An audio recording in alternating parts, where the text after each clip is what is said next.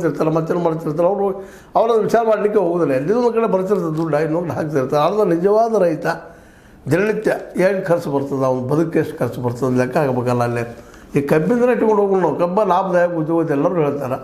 ಮತ್ತು ನೀವು ಒಂದು ಟನ್ನಿಗೆ ನೀವು 3,300 ಆಗಿದೆ ಈಗ. ಅಷ್ಟು ನೀವು ಬಂತಂದ್ರೆ ಎಷ್ಟು ಬರ್ಬೋದು, ಒಂದು ಎಕರೆಗೆ ಎಷ್ಟು ಟನ್ ಬೆಳಿತೀರಪ್ಪ ನೀವು ಅನ್ನೋದಂಥದ್ದು. ಒಂದು 30 ಟನ್, 40 ಟನ್, 60 ಟನ್, 70 ಟನ್ ಹೇಳಬೇಕಾಗದು, ವಿಚಾರ ಮಾಡ್ಬೇಕಾಗಿದೆ.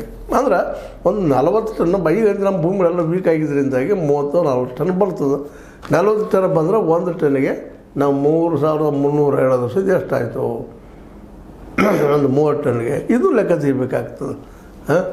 30,000, 45,000, 50,000 ಬಂತದ್ರಿ. 50,000 ಬಂತದ ಖರ್ಚು ಎಷ್ಟಾಗ್ತದೆ ಅದ್ರೊಳಗೆ. ಇವು ಸಹಿತ ನಾವೆಲ್ಲ ಲೆಕ್ಕದಾಗ ನೋಡ್ಬೇಕಾಗ್ತದಲ್ಲ. ಸಮಾಧಾನ ಚಿಂತನೆ ಮಾಡಬೇಕಾಗಿದ್ದೆಲ್ಲ. ಮತ್ತು ಇನ್ನೊಂದು ಬೆಳೆಗಳ ಬಗ್ಗೆ ಅಂತ ಕೇಳೋಕ್ಕೆ ಸಾಧ್ಯನೇ ಇಲ್ಲ.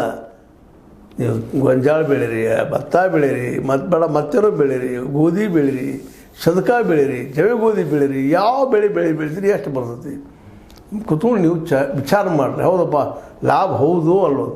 ನಿಶ್ಚಿತವಾಗಿ ಲಾಭ ಇಲ್ಲಲ್ಲೇ. ನಾವು 4 ದಿನ ಸಾಕಿದ್ರು ಅಲ್ಲಿ 4 ದಿನ ಸಲ್ಲಬೇಕಲ್ರಿ.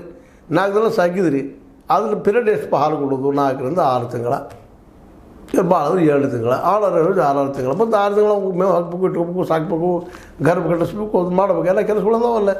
ಅದು ಮತ್ತೆ ಬರ್ಬೇಕಾದ್ರೆ ಟೈಮಿಂಗ್ ಇದ್ದೇ ಇರ್ತೈತೆ. ಅಂದ್ರೆ ನಾ ಹೇಳೋ ಉದ್ದೇಶ ಇಷ್ಟೇ ಇಲ್ಲ. ನಾವು 4 ಎಮ್ಮೆ ಅದಾವ, ಒಂದು 10 ಎಮ್ಮೆ ಅದಾವ, ನಾವು ಹಂಗೆ ಅದಾವ ಮಾರಾಟ ಮಾಡಿ ಮತ್ತೆ ತೆಗಿತೀವಿ ಮಾಡ್ತೀವಿ. ನಾವು ಸರಿ ಬುದ್ಧಿವಂತಿಕೆ ಬೇಕಿಲ್ಲ ಅಂತಲ್ಲ. ಆದ್ರೆ ನಿಜವಾಗಿಯೂ ಲಾಭ ಆಗ್ಬೇಕಲ್ಲ. ಅದು